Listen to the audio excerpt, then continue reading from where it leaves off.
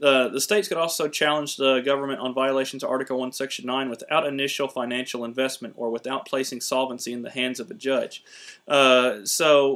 Essentially what this means is that because the money is flowing from the state to the federal government, if they take the federal government to court, the federal government doesn't first withhold the money from the state. Furthermore, if being that the Supreme Court ultimately is still a branch of the federal government, and we know that many of their justices still believe in case law, as I referred to as the progressive precedent, that the Supreme Court may still ultimately rule with the federal government. And if the people are completely behind the state, now you have essentially the fourth and the fifth branch of government acting together. The state could just still simply be firm because now they control the money and say, no, I'm just not going to give it to you. So, like I said, that's leverage. That's serious leverage. Less federal regulation will be required to regulate things such as the census, which I just covered.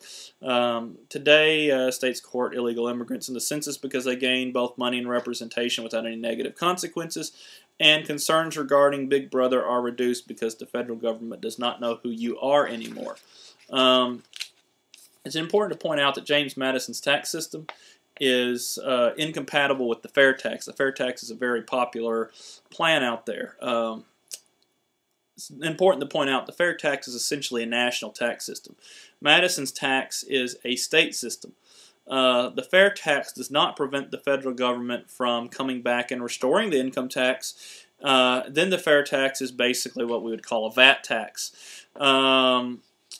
Madison's system basically makes the VAT tax unconstitutional as well.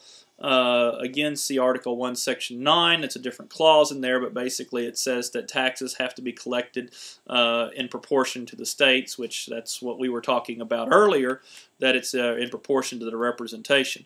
Also, too, the fair tax amounts to a very, very high net sales tax. State of Tennessee, by the time you add state and local, already has over 9% sales tax. Fair tax is estimated to be at about 23%. 9 plus 23 is 32%. Can you imagine a 32% sales tax?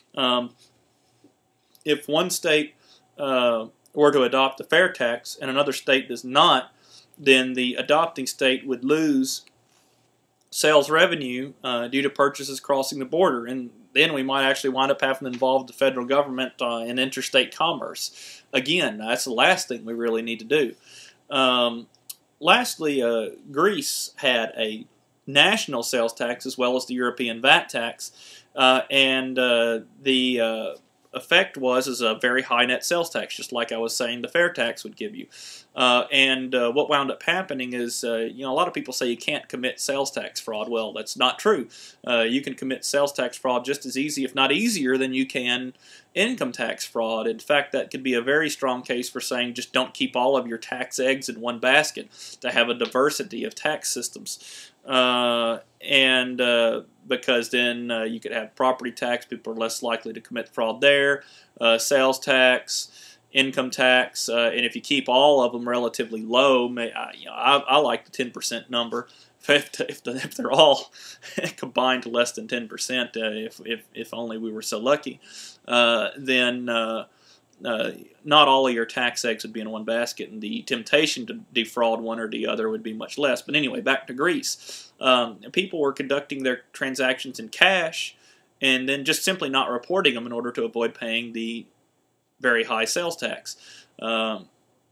So Greece realized that they were, first of all, in a very serious budget situation, and secondly, they were bleeding revenue in terms of sales tax fraud. So they just banned all cash transactions over 1,500 euros. The exchange rate's about $1.25 or so, give or take, today to the euro. $1.25 will buy you €1 roughly. I mean, it moves around day to day. So you're talking, approaching $2,000 worth of cash transactions. That's anything over that's illegal in Greece now. My concern there is that's controlling all buying and selling. So, Revelation 13:17 says, "And that no man may buy or sell save he that had the mark or the name of the beast or the number of his name." Well, the last thing I want to do is come up with a tax system that entices the federal government to start trying to control all buying and selling. So that's my last warning on the fair tax. Let's take a quick moment and review the purposes of taxes. Raise revenue for legitimate purposes. The Madison tax system encourages this type of tax because states pay the federal government for services rendered rather than the federal government paying states for compliance. Essentially, we could potentially hold the federal government to sticking to the 18 enumerated powers of Congress, or anything in addition to that, if we happen to amend that into Article 1, Section 8.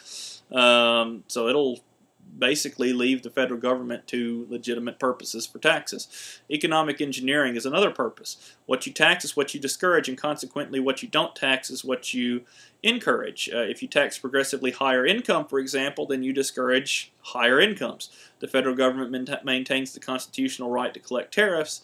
This means, and that's in Madison's system, that means if the federal government wants to collect revenue from taxes other than from the states, it must discourage foreign purchases and encourage domestic purchases. So there's that again. The third purpose of taxes is social engineering. This is also known as sin taxes. I'm opposed completely to this type of taxation. Punitive taxes rarely work, sometimes hurt the poor more than the rich, and often increase crime by encouraging black markets. Sin taxes blur lines of legitimate protest and tax evasion. Take this health care bill, for example.